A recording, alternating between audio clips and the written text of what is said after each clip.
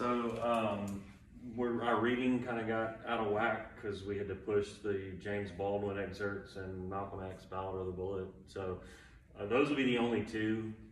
I'm going to cut the court's ruling and the People v. Merrill case and the Nicole Hannah-Jones piece in New York Times Magazine. So you're not responsible for those. Again, just for this one, it'll be just the Baldwin and Malcolm X. The Baldwin is kind of dense and a little bit long, so don't get discouraged if you're kind of, not 100% fully following along there. Just get through it best you can and understand that the questions that I asked from Baldwin are going to be, pretty straightforward, relatively easy. And then with Malcolm, there's a lot of minutia and detail in his speech. And by the way, I think I've linked in the syllabus if you want. You can just listen to him give the speech. You don't have to read it. It's up to you either way. You can either read the text or listen to. We have a recording of him actually giving the speech. But you just want to have a general sense of what he means by when he says, this is the year of the ballot or the bullet. What's the argument that he's making? What does he suggest? Kind of what is he predicting when he says that? And, what is his concept of black nationalism? And I'm kind of asking on the quiz for you to give me all of that in one answer. It's like a 20-point answer. So you would treat it almost like two questions, and maybe would be a little bit more thorough in your response. And again, kind of give me back, what does he mean when he says the year of the Battle of the Bullet, and what is his concept of black nationalism?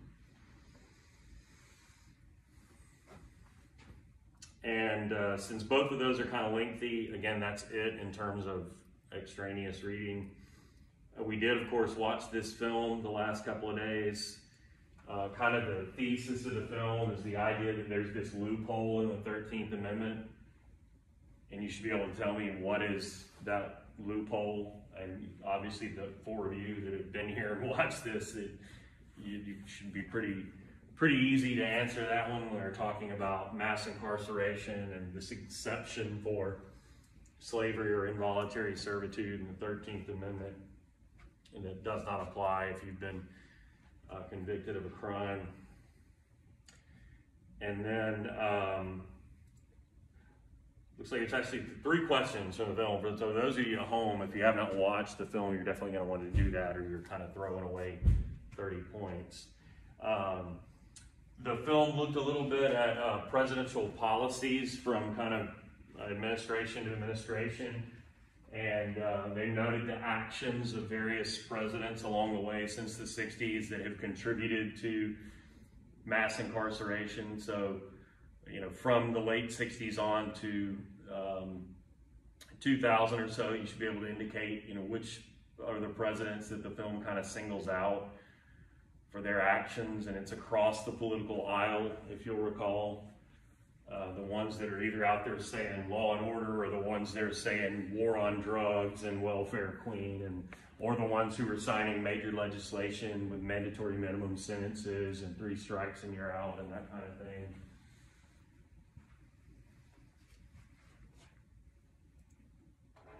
And then towards the end of last session in the film, they talked a lot about ALEC, you'll recall, A-L-E-C, ALEC. You should be able to explain to me what that group is and what's their role been in mass incarceration, and what you saw they referred to today in the film as the prison industrial complex.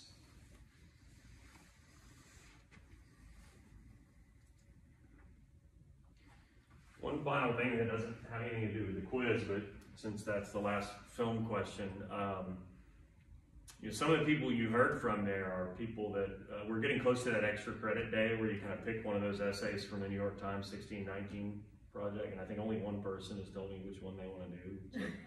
So that's fine. That's fine. I'm not chiding it. Just be thinking about it. It just some of those people are among those who helped write those essays. Brian Stevenson, the one who had the kind of last word there, the head of the Equal Justice Initiative, is one of them. Michelle Alexander, you heard from there, the author of The New Jim Crow is one of them. So just interesting that a lot of those top scholars pop up in there. It's no accident. I mean, these are the people who specialize in this kind of thing. But lectures, it looks like we only had 2. There was, when we came back from the break, the sort of end of the classical phase and the shift to Black Power was one.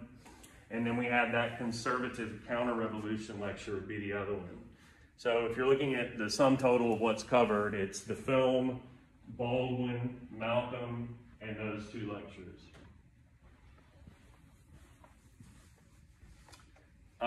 We began that first lecture talking about what the Civil Rights Act of 1964 and the Voting Rights Act of 65 did. So you should be able to tell me or identify, okay, these are things that the Civil Rights Act did, these are things that it didn't do, and the same with the Voting Rights Act. The Civil Rights Act and the voting? Yes, so both Civil Rights Act 64, Voting Rights Act 65, go back to your notes and see what you got in terms of, what did I say those major pieces of legislation did or did not do.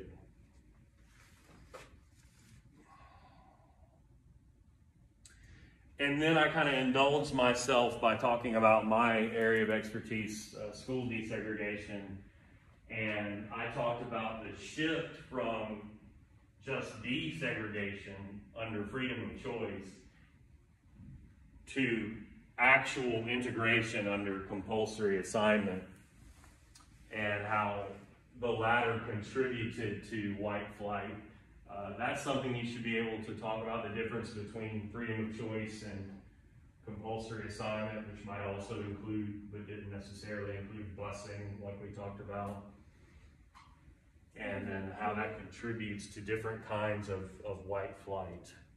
So, desegregation / freedom of choice versus compulsory assignment and real integration, and then white flight.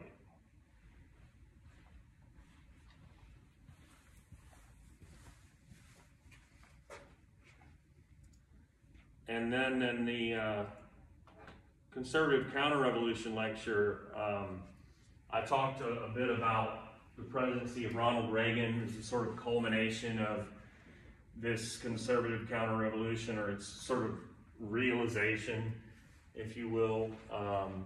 And some of the policies, you remember I had links to different little short clips where he's talking about, they're talking about the welfare queen stereotype, the so-called war on drugs. You should be able to go back to your notes from that slide and give me back, what are some of the policies or some of the rhetoric of the Reagan administration or Reagan himself that were meant to, by design, to to be these coded or color masked appeals to white people for these, what are in effect racist policies.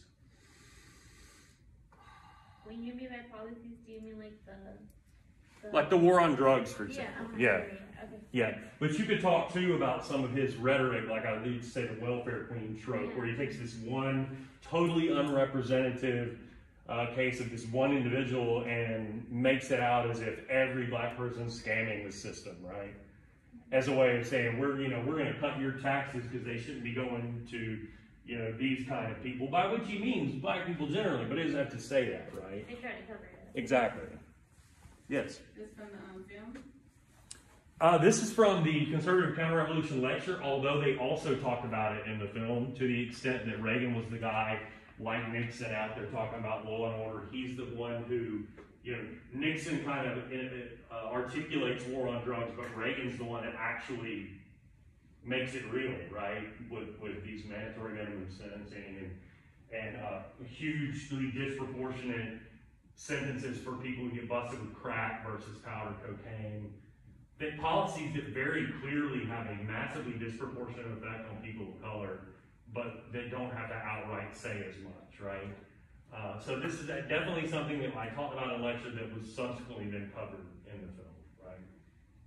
So you could pull from either one on this one. And then finally, in that lecture, I talked about my other field, was voting rights, and I talked about the Shelby County versus Holder decision of the Supreme Court that ends Section 5 preclearance, which basically guts the Voting Rights Act. It is not quite a dead letter, but it is sort of, if the Voting Rights Act stood on two legs, the court knocked one of the legs off. Which is why right now there's voting rights legislation pending in Congress to try to prevent the things that the state of Georgia is literally right now trying to do in other states all across the country, which is to enact policies that would have the effect of stymieing or suppressing or diluting the strength of the vote of people of color all over the country. So be familiar with that decision and the effect that it has. And that is it. That should cover you for this one. So are there any questions? Anything at all?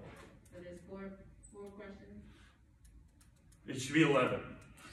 Yeah, so there would be 4 from the 2 lectures. Let me start from the beginning. There's 2 from Baldwin. 1 from Malcolm X, but that's a 2 for value. So it's 20-pointer. 3 from the film.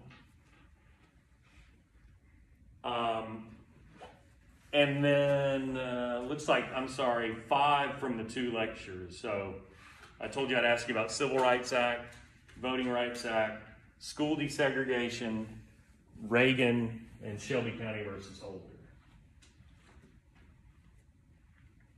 So again, 5 from the 2 lectures, 3 from the film, and then total of 3, but really 4 from the 2 documents. Does that make sense? What else? All right, well, you've got some time, so if it takes you a little while to get through that Baldwin and Malcolm X, that's okay. Just be aware of when the window closes and try not to get too far behind. Friday,